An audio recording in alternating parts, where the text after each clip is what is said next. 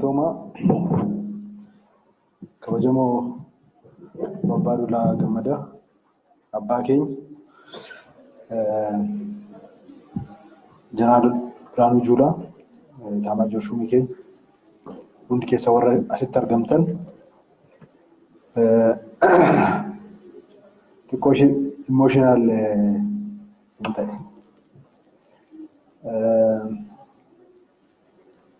Abdiisaan waa hunda nu barsiiseera. Lolus nu barsiiseera, hojjechuus nu barsiiseera, obsuus nu barsiiseera, tonkolii siyaasaas nu barsiiseera.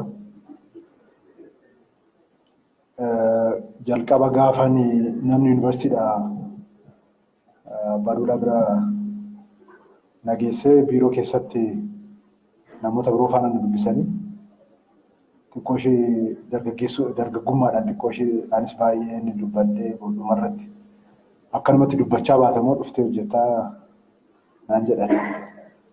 Achumaan hin mari'annes namattis bahee bilbilee jireenyi kiyya akkasitti jijjiirame jechaadha. Sa'aatii isaas guyyaa isaas hin irraanfadhu. Ergasii hojiiwwan misoomaa amma tuqaman kana misooma akkam baru ani professionaalii nama diinagdee miti garuu diinagdee akkam baru kan na godhe hojiiwwan piroojektota kana kan asiin Shawaa Bahaarraa kaasanii haga Booranaatti jiran daawwadhee qoradhee dubbii isaa hubachuudhaaf ji'a tokko ollatti fudhate. Iddoo bool'aawwan qoffaraman hojiiwwan hojjetaman hunda tokko nan beekan tas baas kan jedhamu. Iddoowwan kana hundatti kan agarru murtee cimaa, iddoowwan kana hundatti kan agarru quuqama uummataa, iddoowwan kana hundatti kan arginu sabboonummaa cimaa, iddoowwan kana hundatti kan arginu faayidaa fi fedhii uummataa dursuu, iddoowwan kana hundatti kan arginu gadadoo fi rakkoo uummanni keenya immoo keessa jiru. Uummata jaalachuu, sabboonummaa, naashinaalizimii boo'icha irratti hundaa'e, gadaantummaa irratti hundaa'e. Ani parsanaalii akkan keessaa bahee rakkoo uummataa giddu galeessa godhadhee hojii hojjechuun qaba jedhee akka yaadu kan na godhe irra caalatti piroojektota kana. Kanaaf akkasitti waan yaaddaniif, akkasitti waan karoorsitaniif, akkasitti waan raawwattaniif, isin warra isin faana hojjetaa turanii galateeffattaniittu. Ani immoo akka mootummaa naannoo Oromiyaatti guddisanii yaaduu waan nu barsiistaniif, hojii guddaa waan hojjettaniif galatoomaa ulfaadhaa isin jechuudha. Gaafa qorannaan cimees dubbiin kun qorannaadhaan daangaa dhabu akka guyyaa tokko keessa garagaramee ilaalamu dogoggora ta'uusaa akka namni kaasu shakkiin tokko hin turre. Maaliif hojii qabatamaa waan ture. Piroojektonni kaampaanoonni yeroo sana hundaa'an Oromiyaa bira darbanii Itoophiyaa bira darbanii gaafa Afrikaa giddu galeessa godhatanii turan. Dhaabbanni ijaarsa bishaanii, diizaayinii, warshaaleen ijaaraman, piroojektonni ijaaramanis gabaa biyya keessaa qofa osoo hin taane gabaa biyyoota ollaa giddu galeessa godhatanii turan kan yaadaman. Kanarraa barannee akka mootummaa naannoo Oromiyaatti akka hooggansa naannoo keenyatti hojii misoomaatiin uummata keenya fayyadamaa gochuudhaaf wantoota gaafas yaadaman sana xumuruu wantoota dabalataa immoo isa giddu galeessa godhannee hojjechuu irratti xiyyeeffannoo hojjechaa jirra. Fakkeenyaaf jallisii fi bishaan yoo fudhanne bishaan dhugaatii yoo fudhanne piroojektota yeroo sana jalqabaman irra caalaa isaanii xumuruudhaaf mootummaan xiyyeeffatee irratti hojjetaa jira. Jallisiiwwan yeroo sana jalqabaman kan hafanis dabalataanis kan jiran hojjetamuu qabanis kan federaalaa fi kan naannoo daballee barana kan hektaara 50,000 siqa tootaalii jechaadha kan itti deemaa jiru. Kun hundi waan gaafas bu'uura gaafas kaa'ame jechaadha. Kanaaf hojiin keenya amma akka mootummaa naannoo Oromiyaatti wantoota jalqabaman xumuruu isa kaleessa ture sana immoo giddu galeessa godhannee wantoota haaraa dhaloota ceesisan uummata keenya fayyadan hojjechuu. Kana giddu galeessa godhannee Oromiyaa ijaaruu qabnaa jennee xiyyeeffannoodhaan hojiitti gallee jirra. Oromiyaa keessatti hin danda'amuun irratti namni hundumtuu ogummaa qaba. Waa tokko jette hin danda'amu jedha. Maaliif yoo jette sababa dhibba tokko sitti akkatti danda'amu garuu sababa tokko sitti himuu hin danda'u. Kanatu aadeffatame. Kana kan cabuu qabu. Yaada haaraa waa hunda bal'isanii yaadu karaa haaraa hordofu jijjiiramaaf tarkaanfachuun aadeffatamutu irra jira. Yaada maraataatu nu barbaachisa. Malee akkuma barametti yaaduun nu barbaachisu. Akkuma baratametti yaadna taanaan uummata keenya hiyyummaa keessaa baasuu hin dandeenye. Oromiyaa keessa Itoophiyaa keessatti hiyyummaan baay'ee gadi bu'eera. Oromiyaa keessatti garuu karaa eegoo qabu hiyyummaan gadi hin buune. Akka sila Dooktar Tashooman agarsiisaa ture Oromiyaa keessatti hiyyummaan achuma ture. Ammas tureetuma jira. Kana dhaloonni kun cabsuu qaba.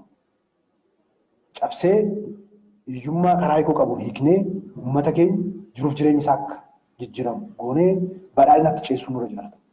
Isatti ceessuudhaaf immoo inni jalqabaaf inni guddaan haala baratameen hojjechuuf yaadu keessaa ba'udha. Abbaa Duulaa irraa kan barannu kana. Abbaa keenya irraa kan barannu kana. Waan baratame keessaa ba'u. Yaada akkaataa safaramee kennamee yaadamu keessaa ba'u. Tokkoffaan isa. Lammaffaan waan xiqqaadhaan quufuu dhiisu. Amma Oromiyaa irratti kan nu rakkise namni waan xiqqaadhaan quufa. Uummanni rakkoo hamaa keessa jiru. Waan xiqqaa hojjeteetu badhaasa irra hin jiraa jedha. Waan xiqqaa hojjeteetu waggaa tokko haasa'a. Wanta akkasii nu barbaachisu. Amma kan nu barbaachisu boqonnaa malee waan gurguddaa hojjechuudha. Waa tokkotti quufuu dhabuudha kan nu barbaachisu. Sadaffaan kan nu barbaachisu keessattuu pirojektoota gurguddoo istiraakcharaali uummata keenya jijjiiruu danda'an yaadni raawwachiisudha. Isa kana gama qonnaatiinis gama industirii fi tajaajilaatiinis pirojektoota qoqqoratamanii xumuramaa jiran jiru. Yeroo gabaabaa keessatti hojiitti kan hiiku isaan qabannee hojii cimaa hojjechuu nurraa eegama. Kana goonee jennaan jijjiirama barbaadamu fiduu dandeenya. Akkuma sila ka'e hattuun hin dhabu. Hattuun immoo ogummaa qaba. Beekumsa qaba. Akka ture. Warri hidhamanii fi dararaman warra waa jijjiiruudhaaf yaalan Oromiyaa keessatti. Kun yeroo hedduu kan arginedha. Ammaan booda garuu namni bilisaan akka yaadu, bilisaan akka hojjetu, riiskii fudhatee akka murteessu, riiskii fudhatee akka jijjiirama fidu kallattii hundaan akka sila Dooktar Girmaan jedhe baatilfiildii tokkoon qofa duun ta'an baatilfiildii hundaan jijjiirama fiduudhaaf namni hundumtuu kallattii maraan akka hojjetu gochuudhaaf xiyyeeffannoo goonee hojjechaa jirra. Abbaa keenya bakka bu'uu soo dadhabne xiqqoo fakkaachuudhaaf yaaliin goona jechaadha. Akka sila muummichi ministeeraa jedhan yaaliin goona. Akka durii kan qoratu hin jiru amma, kan dhorku hin jiru. Miqqanyaanis goomattuunis hin jiru amma. Amma kan jiru dhibaa'ummaa qofa jira. Dhibaa'ummaa sana immoo cabsinee naannoo keenya ijaaruudhaaf, Itoophiyaa ijaaruudhaaf, dinagdeedhaan jijjiirama fiduudhaaf hundi keenya iyyuu jabaannee hojjennu.